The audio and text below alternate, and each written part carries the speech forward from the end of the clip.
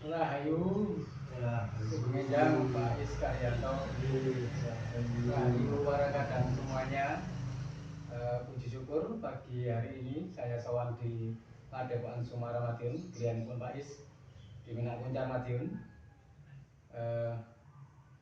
Kesempatan kali ini mau membahas postingan Pak Is di Facebook tanggal 27 Agustus tahun 2025 yang seperti ini tulisannya. Allah adalah sang kekasih bagi setiap pejalan jalan hidup rohani sumarah ing Allah. Rahayu. Mekaten itu tadi postingannya Pak Is. Yang perlu saya tanyakan, bagaimana bisa Allah itu menjadi sang kekasih bagi semua pejalan rohani sumarah, atau ada perjalanan rohani sumarah yang mencapai tahap apa seperti itu Pak Is? Jadi Allah itu adalah sebenarnya sang kekasih bagi semua ciptaan. Mengapa? Karena Allah menciptakan seluruh alam semesta seisinya ini, termasuk manusia itu, dengan kasih yang maha sempurna. Artinya tidak ada yang bisa melebihi kasih Allah.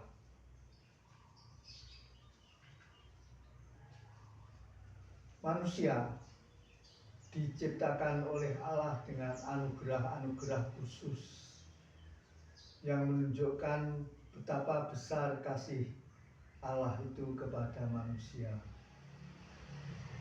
Manusia berbeda dengan ciptaan-ciptaan lain, berbeda dengan malaikat yang hanya bisa berbuat baik, berbeda dengan setan yang bertugas untuk menguji iman atau kasih manusia kepada Allah, berbeda dengan tumbuh-tumbuhan, berbeda dengan hewan, berbeda dengan semuanya. Manusia diberi anugerah yang terpenting adalah kehendak bebas. Di situ manusia ya hampir seperti Allah, jadi mempunyai kehendak bebas. Ini yang tidak diberikan kepada ciptaan-ciptaan yang lain. Kedua, manusia juga diberi anugerah akal dan budi. Akal untuk menganalisa semua yang bisa dia temui, kemudian sesudah menganalisa mengambil kesimpulan, sesudah mengambil kesimpulan kemudian mengoperasikan atau menjalankan atau menghadapi sesuatu itu dengan seluruh akalnya. Menghadapi kesulitan bagaimana, menghadapi suatu serangan bagaimana, dan sebagainya. Nah, di samping itu dia diberi budi. Budi yaitu roh suci sendiri, yaitu bagian dari Allah yang diletakkan di dalam setiap manusia. Budi ini diberi tugas oleh Tuhan untuk menjadi sarana relasi dan komunikasi Tuhan kepada manusia dan relasi komunikasi setiap manusia kepada Tuhan.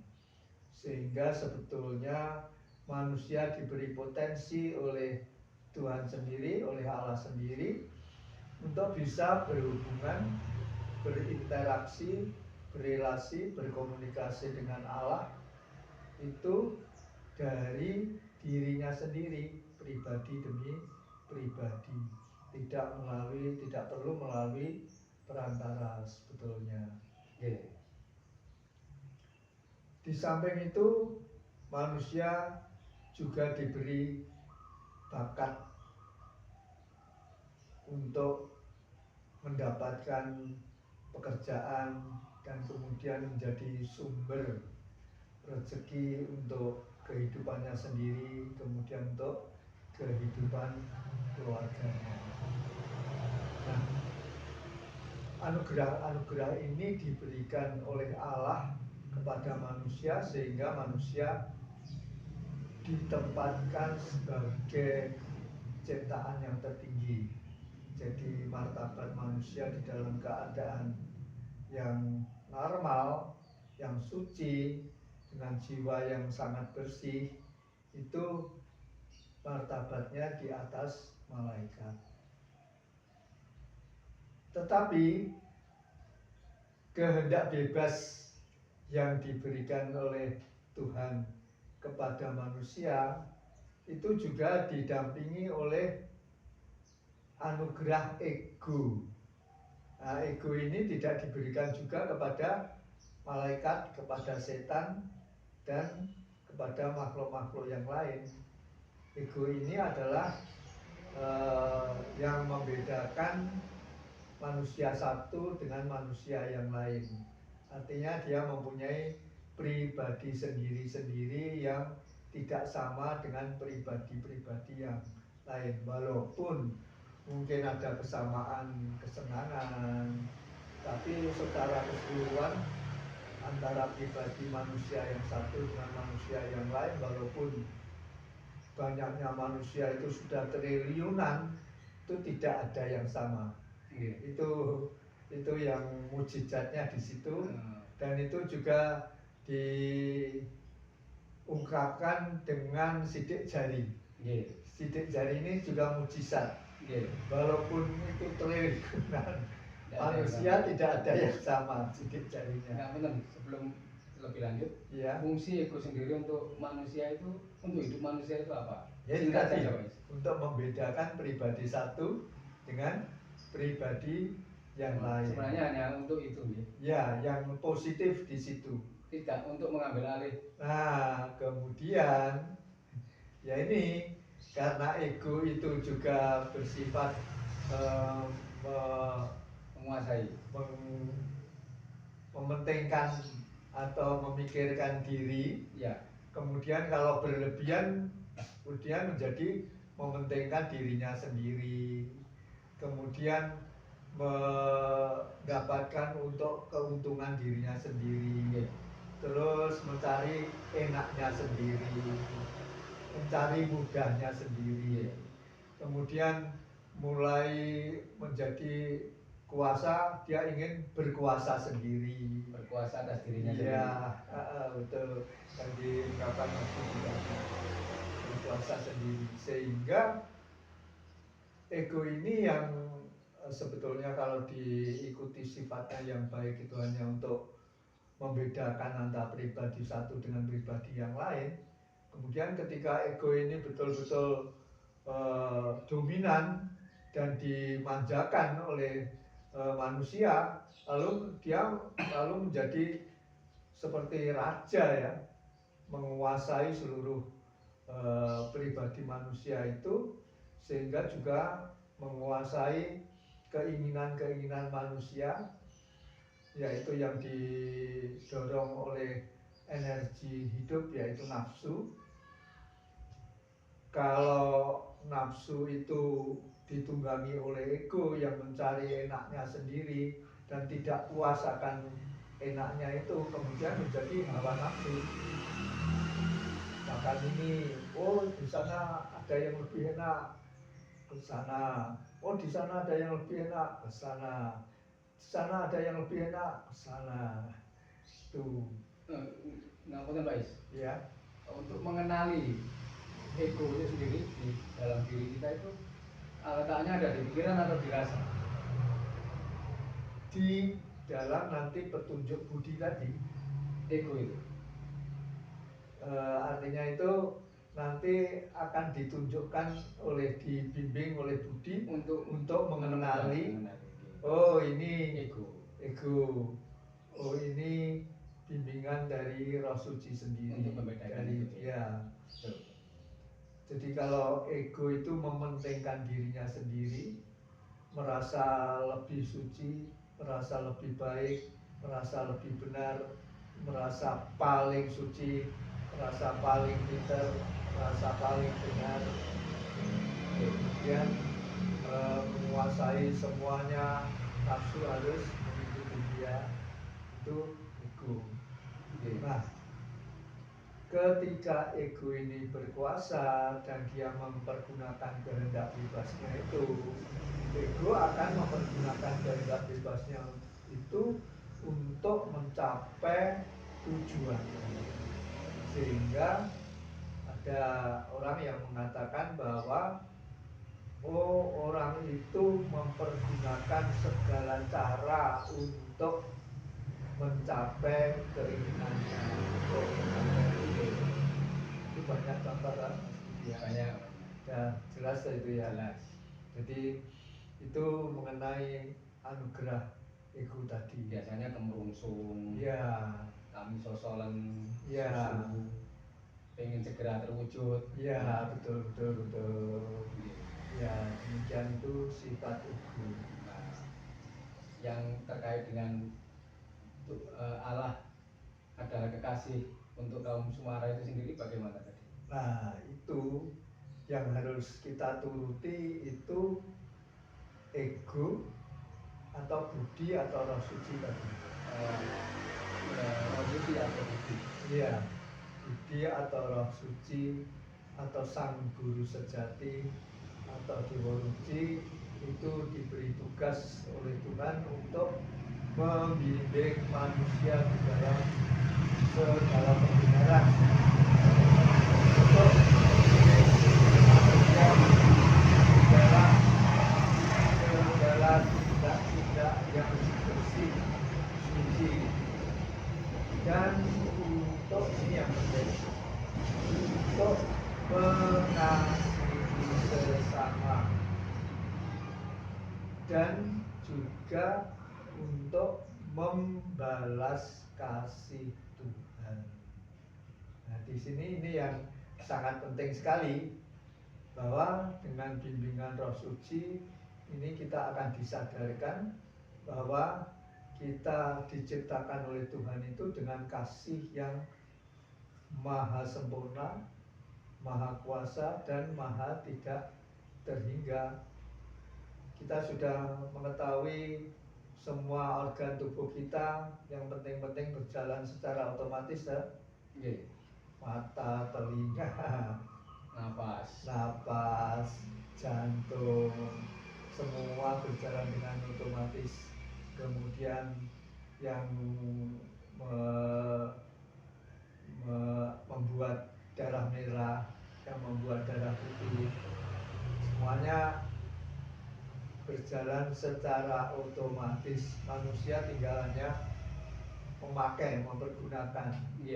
Nah, dengan ego manusia tidak akan bisa menyadari, tapi dengan bimbingan Roh Suci manusia akan menyadari bahwa kasih Allah yang sudah dicurahkan untuk dia itu sudah bukan main besarnya. Dia diberi hidup, dia diberi kecukupan untuk kehidupannya, udara yang tidak usah beli, air dan sebagainya itu secara berlimpah dan secara otomatis diberikan oleh Tuhan, dengan hujan, dengan sinar matahari dan sebagainya.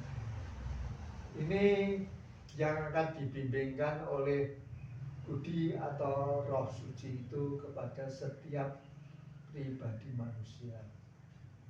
Tinggal manusia mau mengikuti ego atau mau mengikuti kesadaran-kesadaran yang dipercikkan oleh budi atau Roh Suci itu di dalam hatinya. Kalau manusia itu kemudian mendekatkan diri kepada Tuhan, kalau di dalam jalan hidup rohani Sumarah ing Allah itu pada tingkatan kanoman itu sudah ada tekad ya, sudah ada tekad untuk mendekatkan diri kepada Tuhan.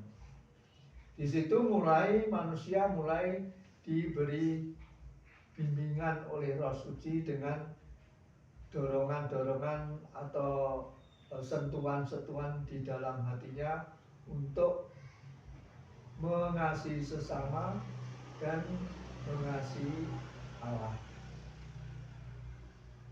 Dari mulai Kanoman itu manusia sudah harusnya dengan bimbingan Roh Suci sudah mulai jatuh cinta.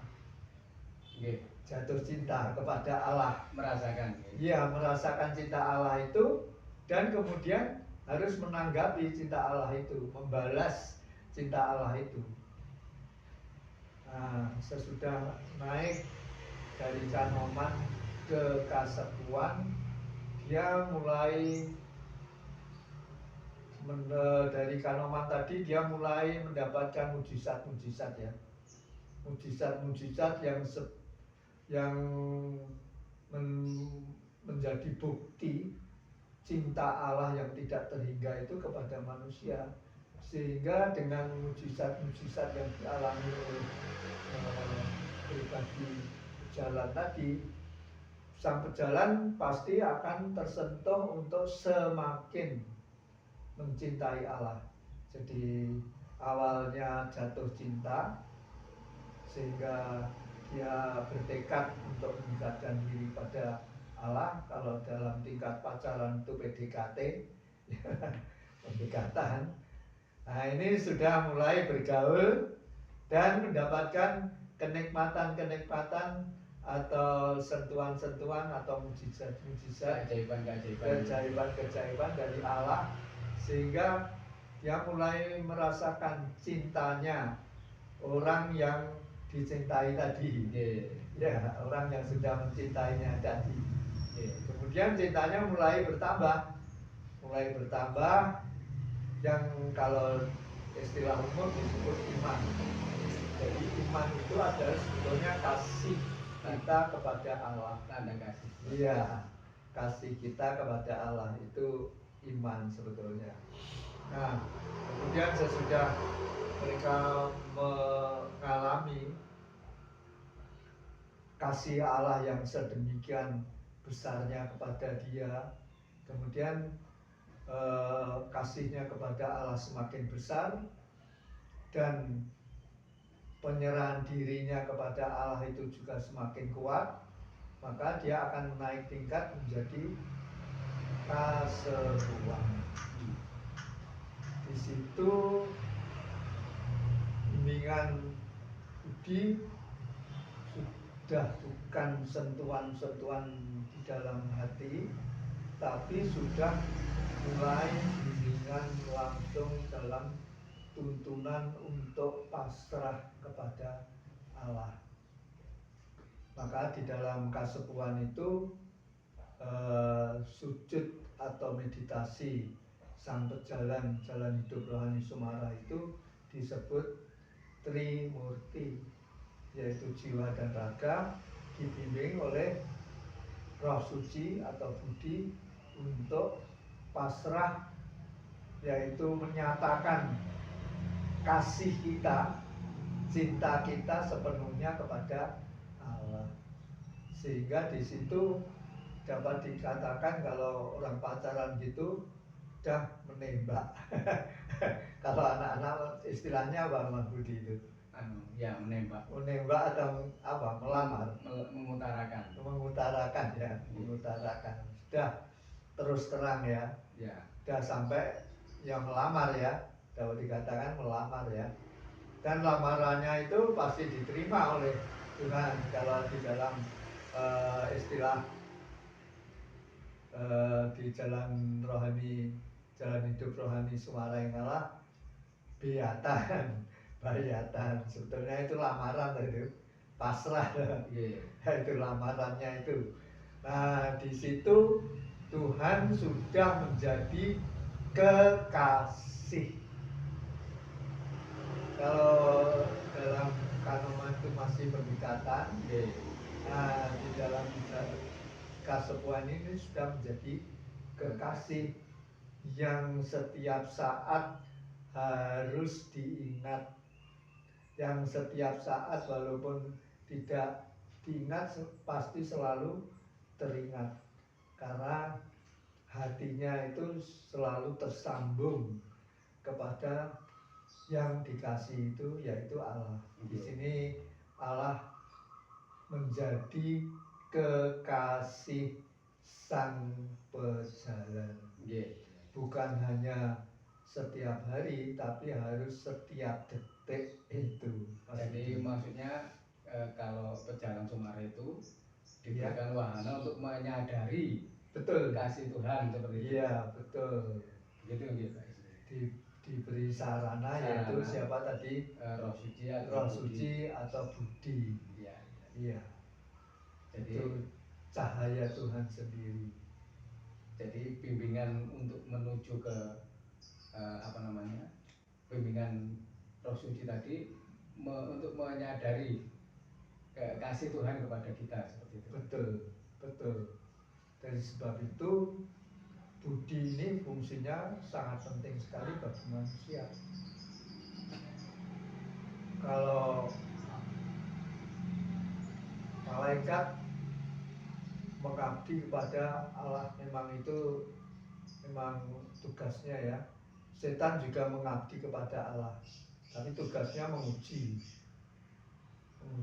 apakah kasih manusia kepada Allah itu sungguh-sungguh pada dan sebagainya. Kalau binatang, tumbuh-tumbuhan tidak ada rasa itu. Tapi kalau manusia dengan kehendak bebasnya ini sungguh-sungguh mengalami suatu persimpangan jalan. Dia harus mengasihi dirinya sendiri, ego sebagai kekasih, atau Allah sebagai kekasih. Kalau ego sebagai kekasih, hasilnya bagaimana, Mas Budi? Hasilnya kelihatannya bagus, tapi sebenarnya rusak seperti ya, betul. Menderita. Betul.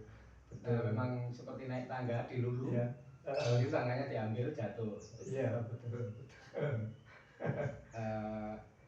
Jadi setiap manusia sesungguhnya diberi sarana itu, guys. Iya, setiap manusia. Tapi belum tahu mengenalinya. Sebetulnya sudah tahu. Dia sebetulnya sudah ada sentuhan-sentuhan ya. Sentuhan-sentuhan di dalam hatinya untuk awalnya ya. Untuk mengasihi ibunya, mengasihi ayahnya, mengasihi saudaranya, mengasihi temannya, sehingga menjadi sahabat. Kemudian bertemu dengan lawan jenis, mengasihi lawan jenis itu. Ya itu kan sebetulnya sentuhan-sentuhan ilahi itu sebetulnya. Tapi tinggal dia bagaimana meningkatkan itu. Tapi kalau mohon maaf ini, kalau tidak di dalam Sumarah, apa bisa mengenal itu sebagai Roh Suci yang membimbing untuk berkomunikasi dengan Tuhan seperti itu? Bisa sebetulnya. Di dalam setiap agama pasti ada bimbingan untuk mengenali Roh Suci itu. Baik di dalam Kristen, dalam agama Kristen, agama Katolik, agama Hindu, dengan Krisnanya itu ya Pak Budi mendalami lah itu. Ya hanya senang untuk terus Buddha juga ajarannya mengenai kasih lah, kesadaran. Itu kesadaran kasih itu. Kemudian Konghucu mengasihi leluhur, kemudian Islam ya kasih kepada Tuhan juga, rahmatan lil alamin. Ya itu selalu disadarkan loh.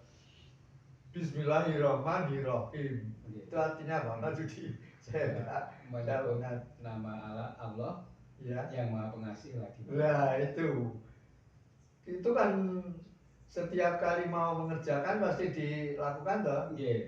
Mau umpamanya mau makan, Bismillahirrahmanirrahim. Memulai aktivitas juga minimal membaca itu. Nah sekarang dengan sentuhan kalimat itu dia tersentuh tidak untuk mengasihi Tuhan, karena dia sudah mengakui, sudah apa, diberi pengetahuan loh. Iya. Bagaimana tadi? Dengan menyebut nama Allah yang Maha Pengasih lagi Nah, penyayang. dengan menyebut nama Allah yang Maha Pengasih dan Penyayang, berarti Mengakui Allah sebagai kekasihnya. iya, Allah itu Maha Pengasih dan Penyayang. Itu saya rasakan apa enggak? Nah, itu artinya di dalam setiap agama itu pasti ada bimbingan untuk mengenali kasih Allah itu. Ajaran kasihnya. Ya, tinggal bagaimana setiap individunya itu menghayati. Betul. Menghayati dari kalimat Bismillahirrahmanirrahim itu saja sebetulnya sudah ada, seharusnya ada sentuhan untuk merenungkan lebih dalam lagi. Masa toh Tuhan itu Maha Pengasih dan Penyayang? Buktinya apa? Yang saya alami apa? Tinggal dirinya sendiri menggali sampai di mana. Jadi sebetulnya tanpa menjalani jalan hidup rohani Semarang yang ngalah ini pun sebetulnya manusia sebetulnya sudah ada bimbingan-bimbingan untuk menjadikan Allah itu sang kekasih. Tapi sebenarnya apapun yang ada di dunia ini bukan berserah diri kepada Tuhan semuanya, gitu Pak Is. Iya betul. Nah, malaikat itu juga berserah diri kepada Tuhan. Setan itu juga takut berserah diri. Semua makhluk pun juga sebenarnya berserah diri kepada Tuhan. Ya, setan itu menjalankan tugasnya sebagai penguji dah. Ya. Tinggal kita mengenalinya dengan cara apa begitu. Jadi saya pernah menemukan satu kalimat yang lumayan, yang menggelitik bagi saya. Iya, betul. Bagaimana? Saya pernah tulis, kemarin saya bikin unggah di TikTok. Sebenarnya manusia itu makhluk cahaya, tapi lupa letak saklarnya.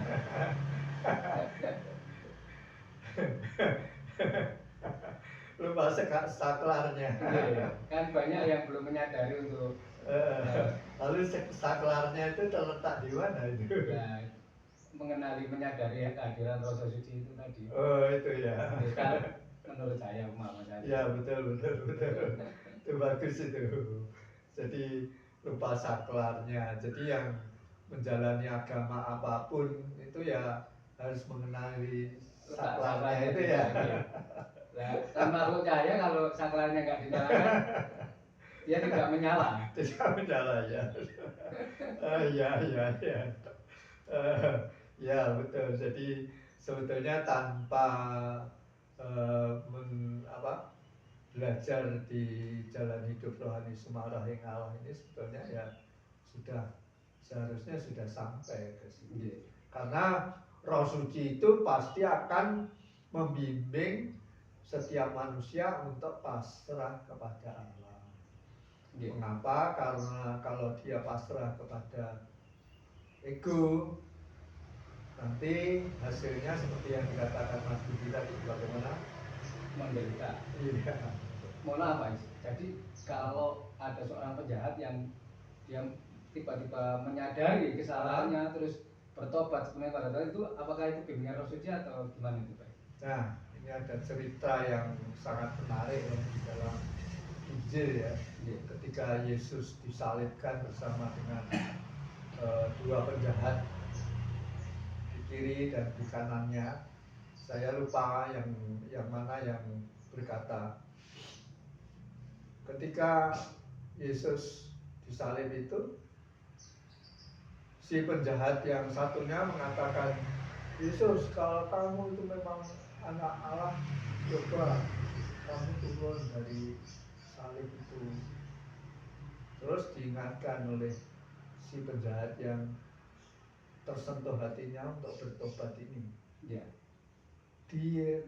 Kita ini menerima hukuman seperti ini sudah sewajarnya karena kita berbuat jahat.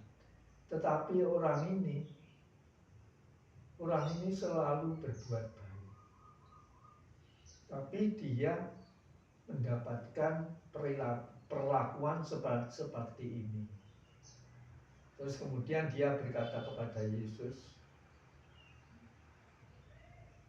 "Ya Yesus, ingatlah saya ketika kamu masuk dalam kerajaan surga."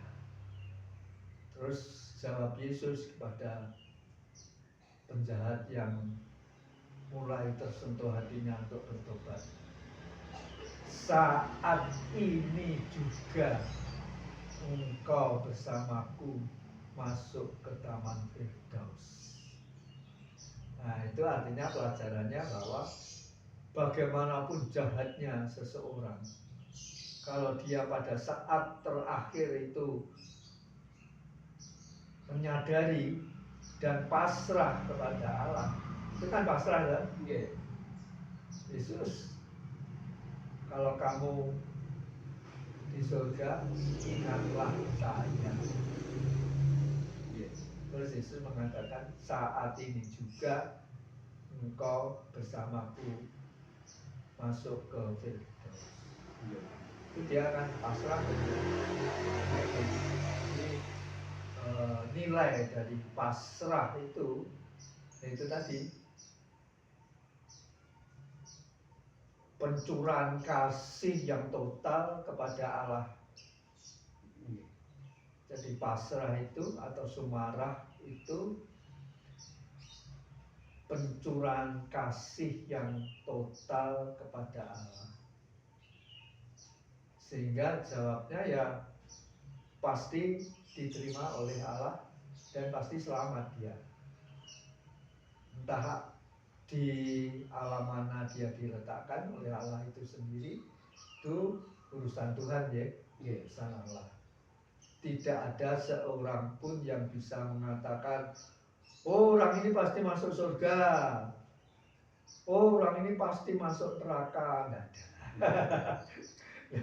Surga neraka itu adalah wewenang Allah sendiri. Kecuali pemilik kaplingannya. Ya, kecuali pemilik kaplingannya sendiri. Itu. Saya kira jelas saya yang dijelaskan Pak Is hari ini cukup bagus. Jadi kita perlu menyadari, menumbuhkan kesadaran untuk mengenali roh suci di dalam diri kita, untuk mengenali kasih Tuhan kepada kita juga, seperti itu ya. Iya, jadi untuk menyadari itu perlu kita berdiam diri. Ya kebanyakan kan jarang orang yang senang berdiam diri ya. Kalau kita contohkan air yang di gelas kemudian dimasukkan